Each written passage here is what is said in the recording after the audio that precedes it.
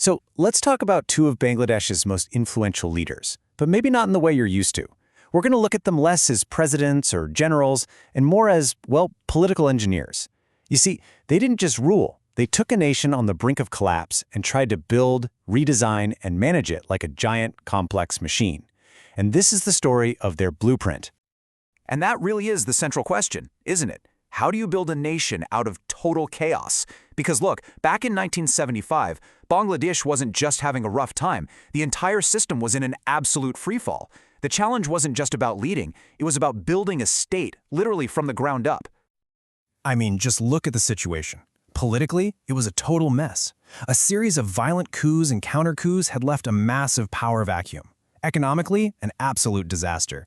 The country was still reeling from a devastating famine, and the nationalized industries just weren't working. And then, geopolitically, Bangladesh was basically isolated, relying almost entirely on India and the Soviet Union. This was, for all intents and purposes, a catastrophic system failure. And this is the moment our first engineer steps onto the scene. All right, Section 1, Zia, the system architect. We're talking about building a new state, pretty much from scratch, between 1975 and 1981. So, General Z.R. Rahman steps out of this chaos, right? And his goal, it's not just to take control. It's to be the architect of a completely new political reality for the country. So, what's the first thing he builds? A political party, the Bangladesh Nationalist Party, or the BNP. And honestly, it was a masterclass in political engineering. He created this huge big tent party. Think about it. He pulls in politicians who are fed up with the old guard. He adds in leftists who are more pro-China than pro-Soviet. Then he brings in the Islamists, including groups that had been banned before. And of course, you can't forget the military and the business elites. He literally took all these different competing groups and bolted them together into one single machine. And that machine had one primary function: to be a powerful counterweight to the Awami League.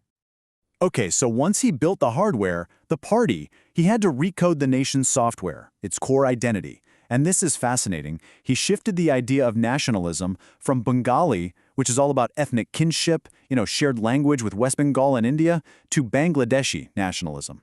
That's about citizenship, about the territory of the nation itself. It's a really crucial distinction. And at the same time, he swapped out secularism for a constitutional clause about faith in Almighty Allah. This was a really pragmatic move. It helped mobilize religious support at home and, just as importantly, build bridges with the wealthy Muslim nations in the Middle East. But here's the thing. This new political architecture, it was built with a fatal flaw, a really big one. To consolidate his power, Zia's government passed something called the Indemnity Ordinance. What did it do? It granted constitutional immunity, basically a get-out-of-jail-free card, to the assassins of the nation's founding father, Sheikh Mujibur Rahman. Now, you could argue it bought him some short-term stability, but what it really did was create this deep, permanent crack right in the foundation of the nation's justice system. And he applied that same engineering mindset to the economy. He basically took apart the old state-controlled model and threw open the doors to private investment. One of the biggest things his government did was plant the seeds for what would become the ready-made garments industry, which, is the absolute backbone of Bangladesh's economy today. They put in policies like bonded warehouses that made it all possible. And it wasn't just about industry. He also focused heavily on the rural areas with huge canal-digging projects to boost farming and make sure another famine couldn't happen. All right, that brings us to our next section. Irshad, the system manager. Now we're talking about capturing and controlling the machine that was already built, from 1982 to 1990. So after Zia's assassination, General Irshad comes to power, but his whole approach is completely different. He's not an architect starting with a blank slate. He's more like a manager who looks at this functioning system that Zia built and thinks, you know what? I can run this thing, and I can run it for my own benefit. And this is the absolute key difference between the two. You have to get this. Zia came to power when there was nothing but chaos, and his job was to build something stable. Irshad? He staged a coup against a functioning government. The system was already up and running. His objective wasn't to build, it was to capture. To take over the existing machine and manage it to ensure his own long-term rule. And this really gets to the core of his problem. He had no legitimacy, and he spent pretty much his entire rule trying to engineer it. It was almost a timeline of failure. In '83, he tries mayoral elections, but the opposition is too strong, so he scraps it. In '85, he holds a yes-no referendum on his rule, but pretty much everyone sees it as a sham. Then in 86 and 88, he holds these big parliamentary elections. But they're boycotted by all the major parties and are widely seen as completely rigged. Every single time he tried to create this illusion of democracy, it just blew up in his face. But, and this is a big but, Ershad did have one piece of political engineering that was truly lasting, and that was the Upazila system. This was a huge administrative reform. What it did was decentralize the government, pushing power and, this is the important part, money, down to the local sub-district councils. Now, this whole system was kind of brilliant, politically speaking, because it served two purposes at once. The official goal? Sure, it was about making rural development more efficient. But the political goal? That was the real masterstroke. By giving power and funds directly to these local councils, Ershad could completely bypass the big national opposition parties. He was creating a whole new class of local leaders whose loyalty, whose power, whose money, it all came directly from him. So let's talk about the system crash of 1990 and how this managed system just got completely overwhelmed. For almost 10 years, this whole setup, this system of managed control, it actually worked more or less. But by 1990, the cracks were starting to show. The pressure was building, and the whole carefully engineered machine was heading for a total, catastrophic failure. And the whole thing just fell apart from every direction at once. I mean, you had historic rivals, the Awami League and the BNP, who suddenly united against him. That was huge. At the same time, massive student protests exploded, and they really became the engine of the whole movement. But the real nail in the coffin? The military.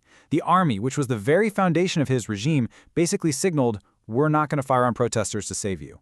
And just like that, the final, most important gear in his machine just snapped. So there it was, December 6th, 1990. Faced with a complete system breakdown, Ershad really had no other move to make. He was forced to resign. And just like that, his nearly 9-year rule was over. So that leads us to the final part of our story, the enduring but flawed blueprint. We're going to look at the combined and often contradictory legacies of both Zia and Ershad. Because after all of this, what are we left with? What is the actual legacy of these 15 years of political engineering?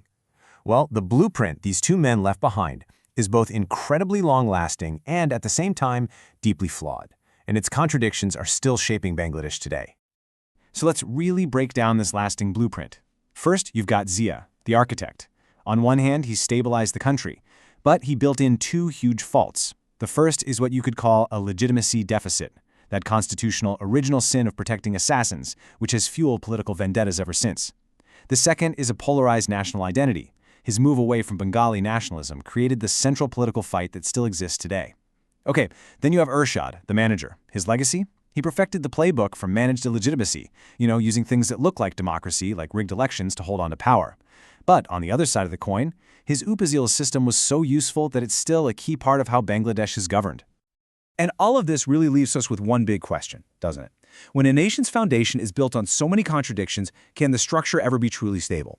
I mean, at the end of the day, Zia and Ershad were successful engineers. They built a state, but they built it using compromised materials and conflicting blueprints. They created short-term stability for sure, but in the process, they embedded the very fault lines that continue to threaten the entire structure, even decades later.